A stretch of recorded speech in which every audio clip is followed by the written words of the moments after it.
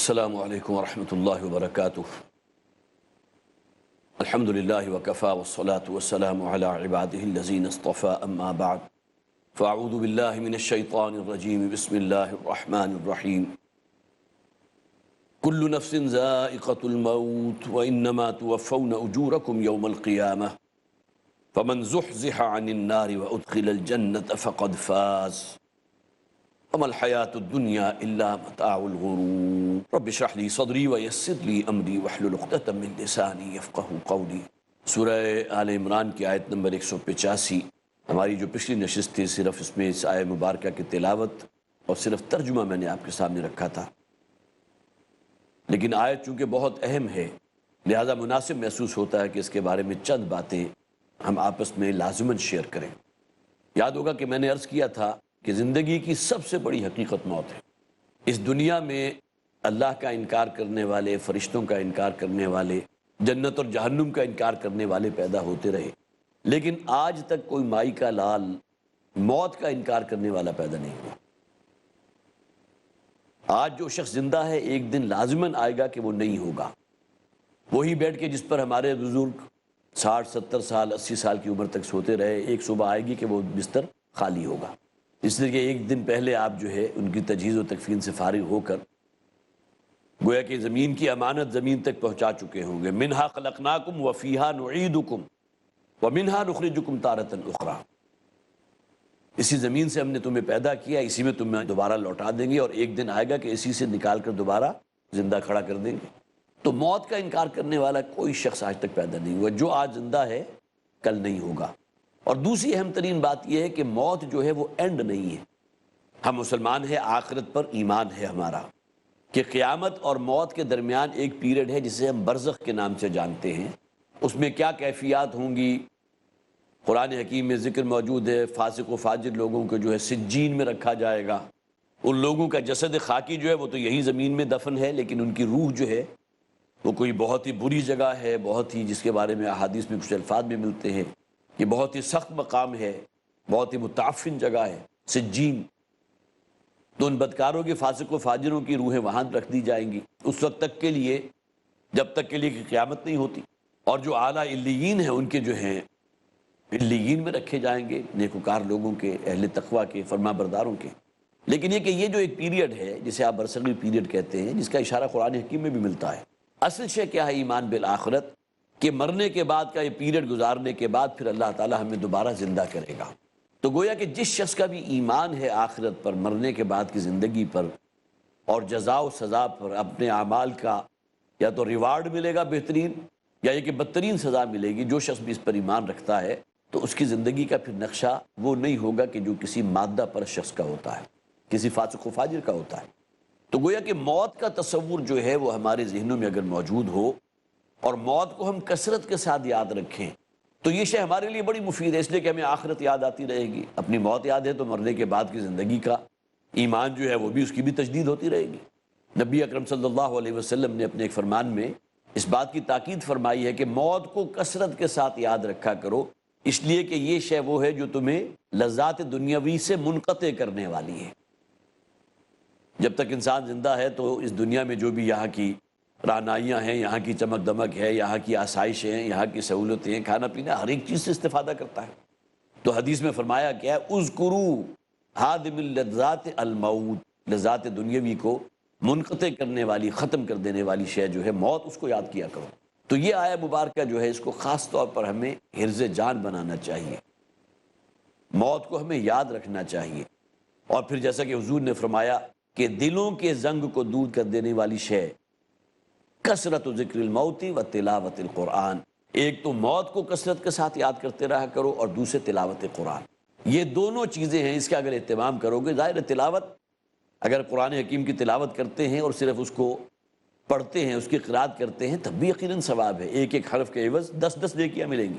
لیکن قرآن صرف تلاوت کے لیے نہیں آیا بلکہ غور و فکر کرنے کے لیے آیا ہے۔ افلا یتدبرون القرآن، یہ قرآن پر غور و فکر کیوں نہیں کرتے؟ کیا ان کے دلوں پر کوئی باقاعدہ قفل ڈال دیے گئے ہیں، تالے لگا دیے گئے ہیں؟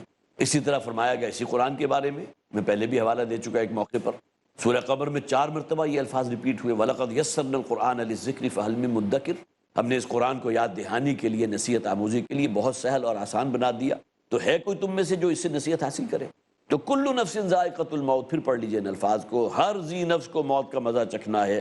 وَإِنَّمَا تُوَفَّوْنَ أُجُورَكُمْ يَوْمَ الْقِيَامَةِ، اور موت کے بعد تم فنش نہیں ہو جاؤ گے، ختم نہیں ہو جاؤ گے، بلکہ تمہیں جو ہے تمہارے اعمال کا قیامت کے دن بھرپور صلہ مل کر رہے گا، اپنی زندگی کا ہر عمل تم دیکھ لو گے۔ فَمَنْ زُحْزِحَ عَنِ النَّارِ وَأُدْخِلَ الْجَنَّةَ فَقَدْ فَازَ، وہاں تو کامیاب شخص وہ ہوگا جو جہنم سے بچا لیا گیا اور جنت میں داخل کر دیا گیا۔ ہار اور جیت کے فیصلے کا اصل دن تو وہ ہے۔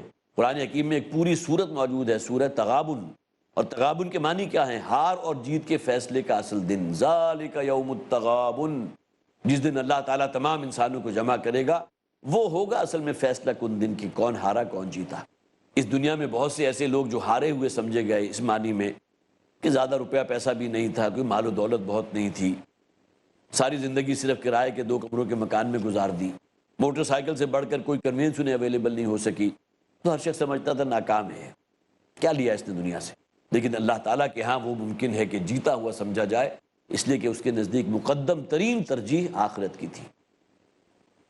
اور اس کے بالکل برعکس بھی ہو سکتا ہے، ایک شخص اس دنیا میں بڑا جیتا ہوا سمجھا گیا، ہر قسم کی آسائش، سہولت، ہدیے کے عیاشیوں تک کا ساز و سامان اس کے پاس موجود، لیکن یہ کہ اس دن وہ ہارا ہوا قرار دیا جائے گا، اس لیے کہ اس نے اپنی اس زندگی کے لیے کوئی عمل نہیں کیا تھا، وہاں کے لیے کوئی کرنسی جمع ہی نہیں کی۔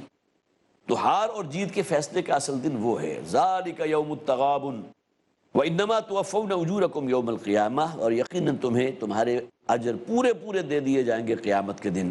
فَمَنْ زُحْزِحَ عَنِ النَّارِ وَأُدْخِلَ الْجَنَّةَ، جو شخص بھی اس دن آگ سے بچا لیا گیا اور جنت میں داخل کر دیا گیا، فَقَدْ فَاز، تو یہ وہ شخص ہے جو کامیاب ہو گیا، جو اپنی مراد کو پہنچ گیا، جسے نجات مل گئی۔ کس شے سے نجات مل گئی؟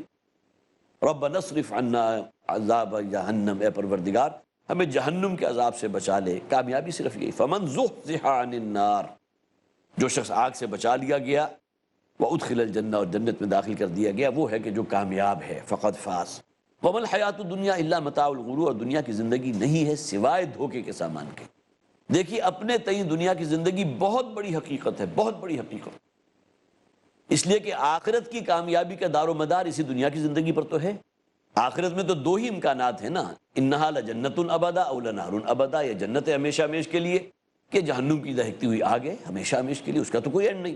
لیکن وہ کل کے کل ڈیپینڈ کرتی ہے اس دنیا کی زندگی پر، مہلت عمر جو اللہ نے دی، عن عمرہ فیما افنا، وہ عمر جو ہے کہاں گلائی تھی، کہاں لگائی، اب یہی ہے نا جس کی بنیاد پر آخرت میں فیصلہ ہوگا۔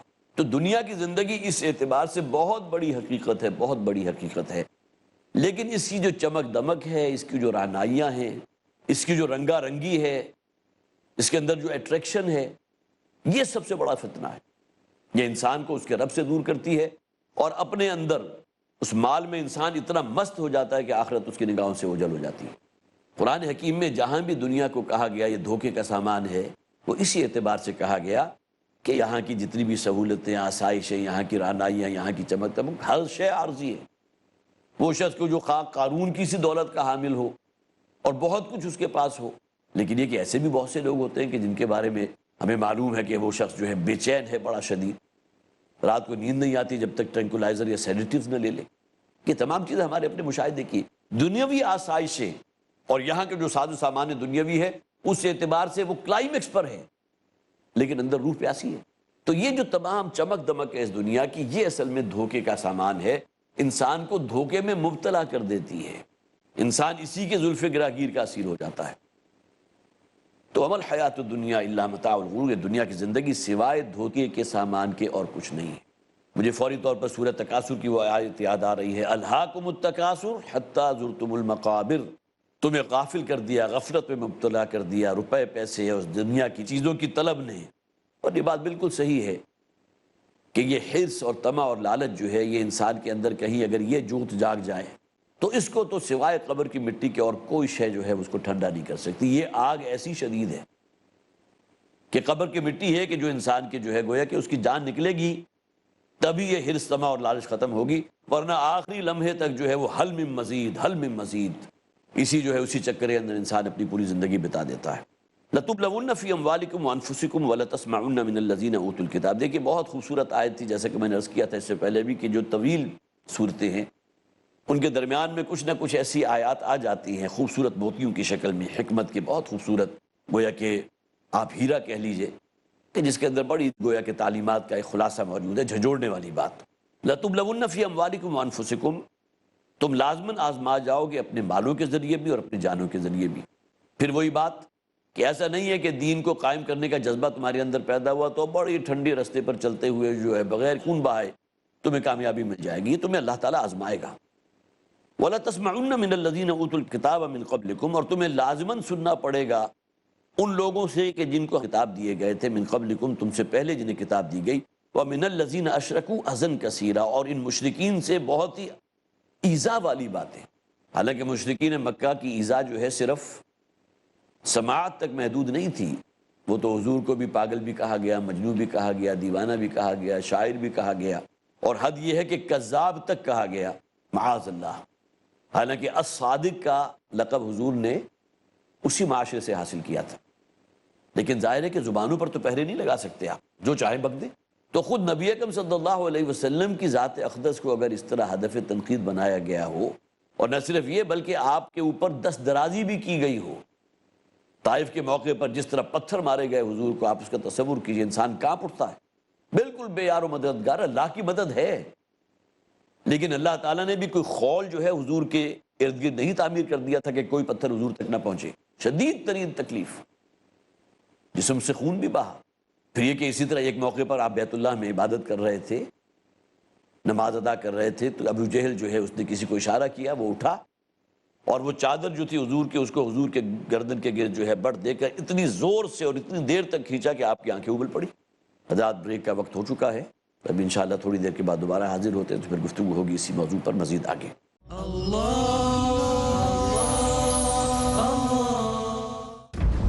جو لوگ بھی رہ جاتے ہیں تعلیم سے محروم، ہر دور میں پیچھے ہیں وہ، ہر عہد میں مظلوم. آپ کا کیا پیغام ہے نوجوانوں کے نام؟ سب سے پہلے جہیز کی لعنت کو ختم کر. اسلامی شریعت میں جہیز کی کوئی گنجائش نہیں ہے. نصیحت آمیز، حقیقت سے لبریز، عورت کو مغربی تہذیب نے برہنہ کرنے کی کوشش کی. پردہ رکاوٹ ہے بے حیائی کے راستے. میڈیا نے عورت کو صرف ایک تماشا بنا دیا ہے.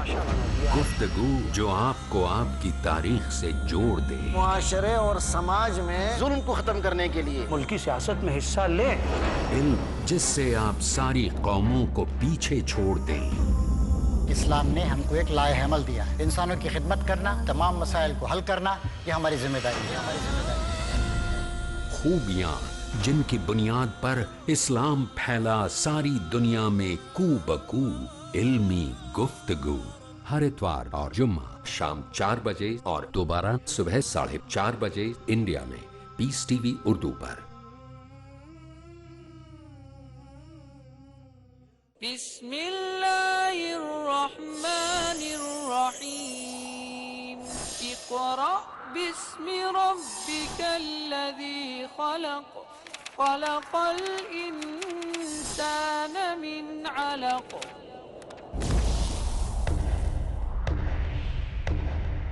کیا ہے اللہ کا کلام؟ کیا ہے بندوں کے لیے پیغام؟ ان الی ربک کیا ہے مقصد حیات؟ سمجھیے وضاحت کے ساتھ ارأیت الذی، تاکہ نجات ملے تاریکیوں سے، نور پھوٹے زندگیوں سے. ارأیت ان کان علی تاکہ مستحکم ہو ایمان. روشنی جس نے حق و باطل کی کرا دی پہچان، نور قرآن. آج شام 7 بجے اور دوبارہ صبح 11:30 بجے انڈیا میں پیس T V Urdu per.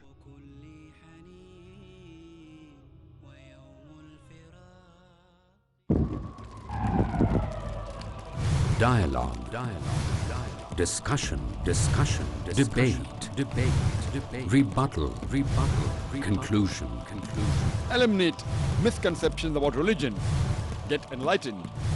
Witness Dr. Zakir Naik in a battle of words in Crossfire कल रात 8:30 बजे और दोबारा सुबह 8:30 बजे इंडिया में पीस टीवी उर्दू पर।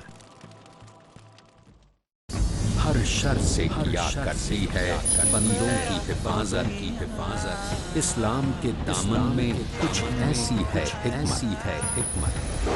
कुरान मजीद में इंसानियत की ज़रूरियात को अल्लाह ताला ने जमा कर दिया है। आजमाइश के लम्हों में, मुश्किल हालात में, जब पड़ी है ज़रूरत, एक इंसान अगर कुरान मजीद को दस्तूर हयात बना लेता है, काम आई है इस्लाम की हिकमत।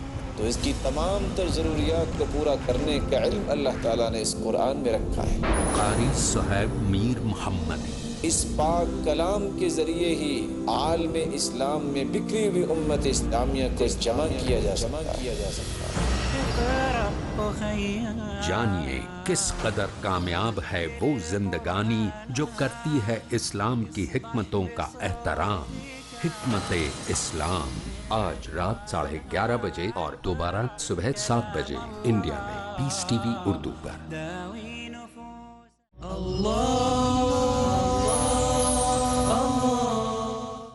अस्सलामु अलैकुम वरहमतुल्लाहि वबरकातुहू। हज़रात, ब्रेक पर जाने से पहले इस दुनिया की चमक दमक और यहाँ की ज़ेब व ज़ीनत जो इंसान को मुतहय्यर कर देती है, मैंने अर्ज़ किया था कि कुरान हकीम जहाँ ये ज़िक्र करता है कि ये दुनिया की ज़िंदगी सिवाय धोखी के सामान के कुछ नहीं, वो इस एतबार से कि तमाम चीज़ें आर्जी हैं, आज हैं कल नहीं होंगी। और सबसे बढ़कर यह कि इन्हीं चीज़ों के अंदर इंसान मुलव्विस होकर फिर आखिरत को और मौत को भूल जाता है। मौत हो कि जिसका जिक्र किया गया इस आयत के शुरू में, कुल्लु नफ्सिन ज़ाइक़तुल मौत। मुझे फौरी तौर पर सूरह तकासुर की वो आयत याद आ रही है, अल्हाकुमुत तकासुर हत्ता ज़ुरतुमुल मक़ाबिर। तुम्हें गाफिल कर दिया, गफलत में मुब्तला कर दिया, रुपए पैसे यहाँ की चीज़ों की तलब ने। और ये बात बिल्कुल सही है कि ये हिर्स और तमा और लालच जो है ये इंसान के अंदर कहीं अगर ये जोत जाग जाए तो इसको तो सिवाय कब्र की मिट्टी के और कोई शय जो है उसको ठंडा नहीं कर सकती। ये आग ऐसी शदीद है कि कब्र की मिट्टी है कि जो इंसान के जो है गोया कि उसकी जान निकलेगी तभी ये हिर्स तमा और लालच ख़त्म होगी, वरना आखिरी लम्हे तक जो है वो हल मिन मज़ीद इसी जो है उसी चक्कर के अंदर इंसान अपनी पूरी ज़िंदगी बिता देता है। लतुब्लवुन्न फ़ी अम्वालिकुम व अनफुसिकुम व लतस्मउन्न मिनल्लज़ीना ऊतुल किताब। देखिए, बहुत खूबसूरत आयत थी, जैसे कि मैंने अर्ज़ किया था इससे पहले भी कि जो तवील सूरतें हैं उनके दरमियान में कुछ ना कुछ ऐसी आयत आ जाती हैं खूबसूरत मोतियों की शक्ल में, हिकमत के बहुत खूबसूरत, गोया कि आप हीरा कह लीजिए, कि जिसके अंदर बड़ी गोया के तालीमात का एक खुलासा मौजूद है, झंझोड़ने वाली बात। लतुब्लवुन्न फ़ी अम्वालिकुम व अनफुसिकुम, तुम लाजमन आजमा जाओगे अपने मालों के ज़रिए भी और अपनी जानों के ज़रिए भी। फिर वही बात कि ऐसा नहीं है कि दीन को कायम करने का जज्बा तुम्हारे अंदर पैदा हुआ तो बड़ी ठंडे रास्ते पर चलते हुए जो है बग़ैर खून बहाए तुम्हें कामयाबी मिल जाएगी। ये तुम्हें अल्लाह ताला आजमाएगा। वला तस्मउन्न मिनल्लज़ीना ऊतुल किताब मिन क़ब्लिकुम, और तुम्हें लाज़िमन सुनना पड़ेगा उन लोगों से कि जिनको किताब दिए गए थे, मिन क़ब्लिकुम, तुमसे पहले जिन्हें किताब दी गई, व मिनल्लज़ीना अशरकू अज़न कसीरा, और इन मुशरिकीन से बहुत ही ईज़ा वाली बातें। हालांकि मुशरिकीन मक्का की ईज़ा जो है सिर्फ समाअत तक महदूद नहीं थी, वो तो हुजूर को भी पागल भी कहा गया, मजनू भी कहा गया, दीवाना भी कहा गया, शायर भी कहा गया, और हद ये है कि कज़्ज़ाब तक कहा गया, माअज़ल्लाह। हालांकि अस-सादिक का लक़ब हुजूर ने उसी माशरे से हासिल किया था, लेकिन ज़ाहिर है कि ज़ुबानों पर तो पहरे नहीं लगा सकते आप, जो चाहे बक दें। तो ख़ुद नबी अकरम सल्लल्लाहु अलैहि वसल्लम की ज़ात अक़दस को अगर इस तरह हदफ़ तनक़ीद बनाया गया हो, और न सिर्फ ये बल्कि आपके ऊपर दस्त दराज़ी भी की गई हो, ताइफ के मौके पर जिस तरह पत्थर मारे गए हुजूर को, आप उसका तसव्वुर कीजिए, इंसान कांप उठता है। बिल्कुल बेयारो मददगार, अल्लाह की मदद है, लेकिन अल्लाह ताला ने भी कोई खौल जो है हुजूर के इर्द गिर्द नहीं तामीर कर दिया था कि कोई पत्थर हुजूर तक ना पहुंचे। शदीद तरीन तकलीफ, जिस्म से खून भी बहा। फिर ये कि इसी तरह एक मौके पर आप बैतुल्लाह में इबादत कर रहे थे, नमाज अदा कर रहे थे, तो अबू जहल जो है उसने किसी को इशारा किया, वो उठा और वो चादर जो थी हुजूर के, उसको हुजूर के गर्दन के गिर्द जो है बढ़ देकर इतनी ज़ोर से और इतनी देर तक खींचा कि आपकी आंखें उबल पड़ी। तो ये फरमाएगा लतस्मउन्न मिनल्लज़ीना, सिर्फ ये समाअत वाली बात नहीं बल्कि और उससे आगे बढ़कर दस्त दराजी भी हुई। और सहाबा किराम के ऊपर जो परसिक्यूशन, जो टॉर्चर हुआ है, ज़ाहिर है उसका जिक्र तो मैं नहीं समझता कि कोई मुसलमान भी उससे गाफिल हो। जिस तरह दहकते हुए अंगारों पर लिटा दिया गया, हज़रत बिलाल को तवे की तरह तपती हुई ज़मीन पर औंधे मुँह پیروں سے رسی باندھ کر جو ہے گویا کہ الٹا گھسیٹا جا رہا ہے. آپ کے جسم مبارک جو ہے وہ کنکریاں بھی ہیں، وہاں پتھر بھی ہیں، ان سے چھل گیا. تو یہ معاملہ صرف سننے کی حد تک نہیں تھا، بلکہ اس میں دست درازی بھی اپنی انتہا کو پہنچی ہوئی تھی. وَإِن تَصْبِرُوا وَتَتَّقُوا، لیکن اگر تم صبر سے کام لوگے اور تقوی اختیار کرو گے، فَإِنَّ ذَلِكَ مِنْ عَزْمِ الْأُمُورِ، تو یقیناً یہ بہت ہمت کے کاموں میں سے ہے. یہاں اس حوالے سے بھی اہل کتاب کا وہ قول بھی جیسا کہ یہاں نقل ہو چکا قرآن حکیم میں کہ کتنی تلخ بات تھی جب صحابہ کرام سنتے ہوں گے اور حضور سنتے ہوں گے ان یہودیوں کی زبان سے کہ ان اللہ فقیر ونحن اغنیاء، اللہ فقیر ہے اور ہم غنی ہیں. ظاہر ہے کہ انسان کا بس نہیں چلتا کہ اس شخص کے ساتھ کیا سلوک کرے، لیکن صبر کرو، تحمل سے کام لو. وَإِن تَصْبِرُوا وَتَتَّقُوا، اگر صبر کرو گے، برداشت کرو گے اور تقوی اور پرہیزگاری کی روش پر رہو گے، فَإِنَّ ذَلِكَ مِنْ عَزْمِ الْأُمُورِ، تو یقیناً یہ بڑے ہمت کے کاموں میں سے ہے. وَإِذْ أَخَذَ اللَّهُ مِيثَاقَ الَّذِينَ أُوتُوا الْكِتَابَ، اور یاد کرو جب کہ اللہ تعالیٰ نے میثاق لیا تھا، عہد لیا تھا ان لوگوں سے کہ جنہیں کتاب دی گئی تھی، لَتُبَيِّنُنَّهُ لِلنَّاسِ، کہ تم لازماً اس کتاب کو، اس شریعت کو لوگوں کے سامنے بیان کرو گے اور اس میں سے کوئی شے نہیں چھپاؤ گے. لیکن یہ اپنی من پسند چیزیں تو لوگوں کے سامنے لاتے رہے، لیکن جہاں نبی اکرم صلی اللہ علیہ وسلم کی آمد کا ذکر تھا ان آیات کو جو ہے کھرچ کر نکال دیا یا پڑھتے ہوئے ان آیات کو سکپ کر گئے. اب ظاہر ہے کہ تمام لوگ پڑھے ہوئے تو نہیں تھے، اس معاشرے کے اندر پڑھے لکھوں کی تعداد تو بہت کم تھی. یہ تو اصل میں وہ علماء ہوتے تھے کہ جو گویا کہ جسے آپ کہیے کہ علم کی وہ وادیاں طے کر کے، اور پھر یہ کہ عبرانی زبان میں چونکہ تورات تھی اس کو پڑھنا، لہذا جو چاہیں اس کی تعویل کر دیں، اور پھر ان آیات کو سکپ کر جاتے تھے جہاں نبی اکرم صلی اللہ علیہ وسلم کی آمد کا ذکر موجود ہے. وَلَا تَكْتُمُونَهَا، اس کتاب میں سے کوئی شے نہیں چھپاؤ گے. فَنَبَذُوهُ وَرَاءَ ظُهُورِهِمْ، تو انہوں نے اللہ کے اس حکم کو، اس میثاق کو اپنے پشت کے پیچھے پھینک دیا. یہ ہوتا ہے انتہائی حقارت والی بات کہ اس کو اٹھایا اور پیچھے پھینک دیا. نَبَذَ فَرِيقٌ مِّنَ الَّذِينَ أُوتُوا الْكِتَابَ كِتَابَ اللَّهِ وَرَاءَ ظُهُورِهِمْ. قرآن حکیم میں ایک اور مقام پر کہا گیا کہ ان لوگوں نے جنہیں ہم نے کتاب دی تھی، اللہ کی کتاب کو اپنے پشت کے پیچھے پھینک دیا. نَبَذَ فَرِيقٌ مِّنَ الَّذِينَ أُوتُوا الْكِتَابَ، پھینک دیا ان لوگوں نے جنہیں ہم نے کتاب دیے گئے تھے اللہ کی کتاب کو اپنے پشت کے پیچھے. تو انہوں نے اس عہد کو جو ہے اپنے پیچھے پھینک دیا. وراء ظہورہم واشتروا به ثمنا قلیلا، اور اس کے عوض جو ہے اس دنیا کا حقیر سا نفع حاصل کر لیا، کچھ منفعت مل گئی، کچھ روپیہ پیسہ لے لیا. فبئس ما یشترون، تو بہت ہی برا مول ہے جو انہوں نے حاصل کیا ہے کہ کتاب اللہ کی آیات میں ترمیم کی ہے، فتویٰ فروشی کی ہے، کتمان حق کے مرتکب ہوئے ہیں، اور پھر یہ کہ لوگوں سے جو کوئی نظردانے اور کچھ جو ہے اس کی اجرت طلب کر لی. لا تحسبن الذین یفرحون بما آتوا، نہ گمان کریں وہ لوگ کہ جو بڑے خوش ہیں کہ جو چیز انہیں دی گئی ہے. کہیں کسی کے پاس روپیہ پیسہ ہے، بڑا خوش ہے.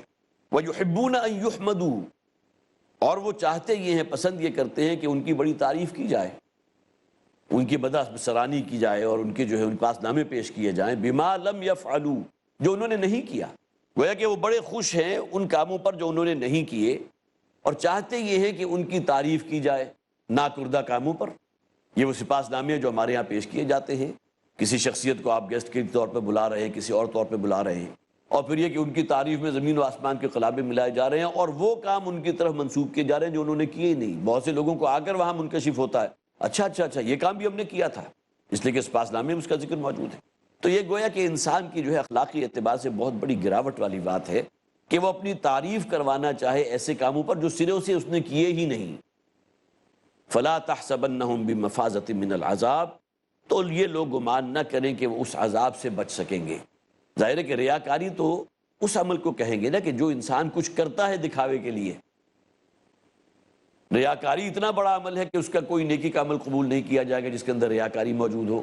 اور کجا یہ کہ یہ لوگ وہ کام جو انہوں نے کیے ہی نہیں اور اس پر چاہتے ہیں کہ لوگوں کے اندر اس کا چرچا ہو جو انہوں نے کیے ہی نہیں اور ان کی تعریف کی جائے. تو اب یہ جو ہے اب گمان نہ کریں کہ اللہ کے عذاب سے، فلا تحسبنہم بمفازۃ من العذاب، اب ہرگز ان کے بارے میں گمان نہ کرو کہ اس عذاب سے بچ سکیں گے. وَلَهُمْ عَذَابٌ علیم، اور ان کے لیے بڑا دردناک عذاب ہے. وَلِلَّهِ مِلْكُ السَّمَاوَاتِ وَالْأَرْضِ، اللہ کے لیے زمین و آسمان کی ملک، یہاں کی بادشاہی، یہاں کا اختیار، یہاں کا کنٹرول، یہاں کی اتھارٹی، تمام چیزیں جمع کر لیجئے. ہر شے اللہ کے پاس ہے، اللہ کے اختیار میں ہے، اسی کی بادشاہت میں ہے، اسی کے حکم میں ہے، اسی کے کنٹرول میں ہے. واللہ علی کل شیء قدیر، اور یقیناً اللہ تعالیٰ جو ہے ہر شے کی قدرت رکھنے والا ہے. یہاں اس سورہ مبارکہ کے 19 رکوع ختم ہو گئے. لیکن ہم نے دیکھا کہ 6 رکوع جو تھے وہ مسلسل تھے غزوہ احد کے بیان میں، اس میں بڑی سخت آیات بھی ہم نے دیکھی صحابہ کرام کے اوپر، جو منکم من یرید الدنیا و منکم من یرید الآخرہ۔ مسلمانوں کی جماعت میں کچھ لوگ ایسے ابھی موجود ہیں کہ جو دنیا کے طالب ہیں۔ اور پھر یہ کہ بہرحال موت کا ذکر کر دیا گیا کہ موت سے انسان جو بڑا خائف رہتا ہے وہ تو ہر جگہ آ کر اس سے ملاقات کر لے گی، اگر اس موت سے فرار اختیار کرو گے تو موت تمہیں نہیں چھوڑے گی۔ اور پھر آخر میں ان لوگوں کا بھی ذکر کر دیا گیا کہ جو ایسے کاموں پر بھی اپنی تعریف چاہتے ہیں کہ جو انہوں نے انجام ہی نہ دیے ہوں، اور ظاہر ہے کہ تمام چیزیں وہ ہیں کہ جو منافقت کے اندر جو ہے بدرجہ عتم موجود ہوتی تھی۔ وَلِلَّهِ مُلْكُ السَّمَاوَاتِ وَالْأَرْضِ وَاللَّهُ عَلَى كُلِّ شَيْءٍ قَدِيرٌ۔ جان لینا چاہیے کہ زمین و آسمان کے کل خزانے، کل میراث اللہ ہی کے لیے ہے، اور وہ ہر شے کی قدرت رکھتا ہے۔ بارک اللہ لی ولکم فی القرآن العظیم ونفعنی وإیاکم بالآیات والذکر الحکیم۔ اللہ